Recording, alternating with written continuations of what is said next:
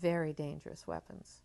The first big speech that I gave for Wernher Von Braun was in July of 1974. It was soon after I had met him, just a few months after I had met him. He gave me the assignment of speaking in Chicago at McCormick Hall to 18,000 people.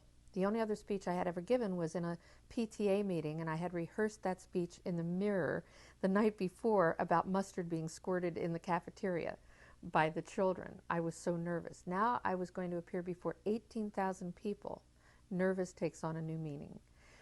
What he said to me was, however, I'm going to send you 5 books in a taxi cab, take these pink index cards and take some notes, and you will introduce a live satellite demonstration. And you will tell about this live satellite demonstration. I had no idea what he was talking about.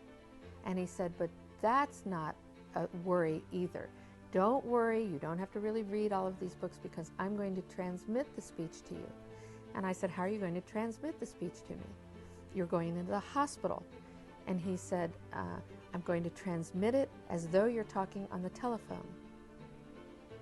Well, I memorized the best I could these little pink index cards, and I got up on the stage. There were 18,000 people in front of me. I had no idea what I was going to say because I couldn't see the pink index cards because I was perspiring and it was dripping down my face. When suddenly I heard in my left ear Wernher Von Braun talking to me like he was talking on the telephone. And he transmitted this speech to me, the entire speech, for 35 minutes in my left ear. I heard myself then talking about KU band, and I was just repeating what he was saying. But he was in a hospital bed on the East Coast, and I was in Chicago with nothing, no technology in my ear, standing in front of 18,000 people, listening to him transmit the speech. It was amazing.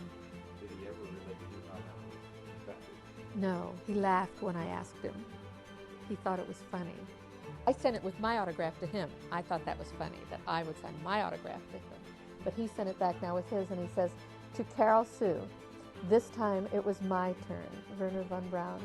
When Wernher Von Braun transmitted into my left ear this entire speech from the East Coast of Chicago, it became very obvious to me that we humans have absolutely no idea except what we're told by people who are making money on the next levels and phases of technological developments, that we are purchasing as consumers what is possible.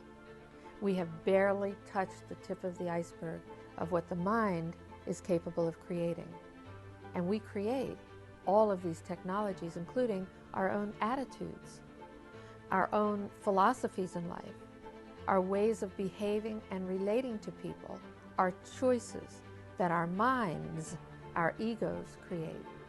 That became very clear to me as I started actually integrating the fact that he had transmitted the speech to me and it was real. And I didn't go public about that for years because I knew that people would not believe me. They would think that this was completely insane. But in fact, it happened. It was real.